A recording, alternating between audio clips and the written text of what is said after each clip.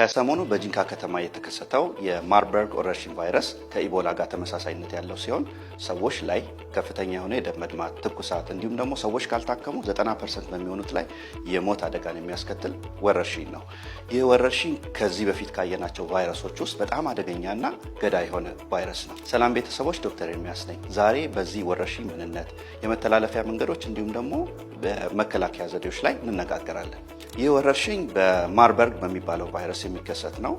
በተለይም ደግሞ ከሰብሳራን አፍሪካ ወይም ከሳራ በታች ባሉ አፍሪካ ሀገራት በተደጋጋሚ ጊዜ እየተከሰተ የሞት አደጋን የሚያስከትል ነው። በቅርቡም በኡጋንዳ፣ ዲሞክራቲክ ሪፐብሊክ ኦፍ ኮንጎ እንዲሁም ደግሞ በታንዛኒያ ጊኒም ተከስቶ ጥቂት ሰዎች ላይ የሞት አደጋን አስከትሏል። በእኛ ሀገርም በጤና ጥበቃና የህብረተሰብ ጤና ኢንስቲትዩት በሰጡት መግለጫ መሰረት በ8 ሰው ላይ ይህ የቫይረስ ምልክት እንደታየና የተወሰኑ ሰዎችም ደግሞ እንደሞቱ ተረጋግጧል። ታዲያ የዚህ ቫይረስ መተላለፊያ መንገዶች ምንድን ናቸው? የመጀመሪያው እንግዲህ በዚህ ቫይረስ የተጠቃ የሌሊት ወፎች ወደ ሰው ሊያስተላልፉት ይችላሉ። እንደ ፍሩት ባትስ የሚባሉ የሌሊት ወፍ አይነቶች በተለይም በዋሻ እንዲሁም ደግሞ በማዕድን ቁፋሮ ላይ የሚሰሩ ሰዎች ወዳሉበት ቦታ ሊያስተላልፉ ይችላሉ። ሌላው ደግሞ በበሽታው የተጠቃ ሰው ጋር ንክኪ በመፍጠር የቫይረስ በትንፋሽ አይተላለፍም፣ ግን በንክኪ ለምሳሌ የፈሳሽ ንክኪ፣ ላብ፣ እንደ ሽንት፣ ሰገራ እንዲሁም ደግሞ የደም ንክኪ ካለ ከአንድ ሰው ወደ ሌላ ሰው ሊተላለፍ ይችላል። ሌላው የበሽታው መተላለፊያ መንገድ በዚህ በሽታ ተጠቅቶ የሞተ ሰውን አግባብነት ባለው መንገድ ሞተውን አስክሬኑን በሚሰራበት ሰዓት ጥንቃቄ ካልተደረገ ይህ በሽታ ሊተላለፍ ይችላል።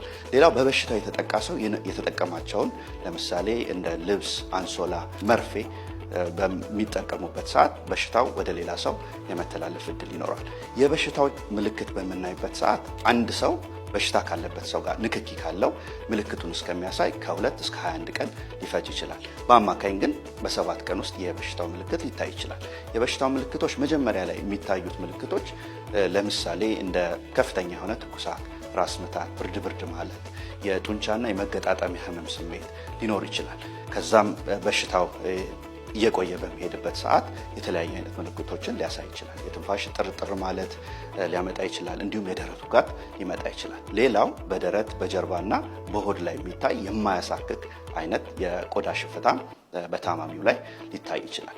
መጨረሻ ላይ በሽታው ሕክምና ካላገኝና ከቆየ የተለያየ አይነት ችግሮችን ያመጣል። ለምሳሌ ከፍተኛ የሆነ የደም መድማት ከአፍንጫ፣ ከአፍ፣ ከብልት እንዲሁም ደግሞ ከሰገራ ጋር ደም የቀላቀለ ሰገራ ሊኖር ይችላል። ሌላው የሰውነት አካላትን በማጥቃት ለምሳሌ እንደ ኩላሊት፣ ጉበት እና ጣፊያን በማጥቃት የሞት አደጋ ሊያስከትል ይችላል። ይህ የማርበርግ ቫይረስ ክትባት የለውም፣ እንዲሁም ደግሞ መድኃኒትም የለውም። በበሽታው የተጠቃ ሰውን ለማከም አጋዥ የሆኑ ህክምናዎችን የምንጠቀመው የፈሳሽ ህክምና ሊደረግ ይችላል። ከዛ ባለፈ ደግሞ የተለያየ የደም ሴሎችን በመተካት ህክምና ሊሰጥ ይችላል። ታዲያ በዚህ የገዳይ በሆነው የማርበርግ ቫይረስ ራስዎን ለመጠበቅ የሚከተሉትን መከላከያ መንገዶች መጠቀም ይችላሉ። የመጀመሪያው ቅድም የተነጋገርናቸውን ምልክቶች በራስዎ ላይ ካዩ በአፋጣኝ ወደ ጤና ተቋም በመሄድ ምርመራ ማድረግ ይገባዋል። ከዛ ውጭ ደግሞ በበሽታው የተጠቃ ሰው ጋር ንክኪ ካሎትም ራስዎን ወደ ጤና ተቋም በመሄድ ምርመራ ማድረግ ይገባል።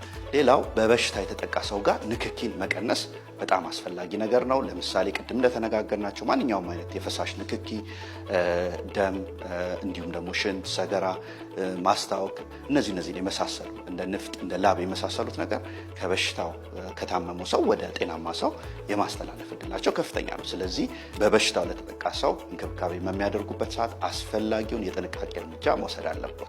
ለምሳሌ የአፍንጫና የአፍ መሸፈኛ ማስክን ማድረግ እንዲሁም ደግሞ ግላፍ በመጠቀም እንክብካቤ ማድረግ ይቻላል።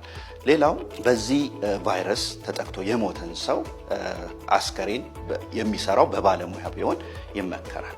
ከዛም ደግሞ አላስፈላጊ የሆኑ የቀብር ስነስርዓቶችን ማስወገድ እንዲሁም ደግሞ የሞተው ሰው የተጠቀማቸው ማንኛውም አይነት ቁሳቁሶችን ማስወገድ ይገባል።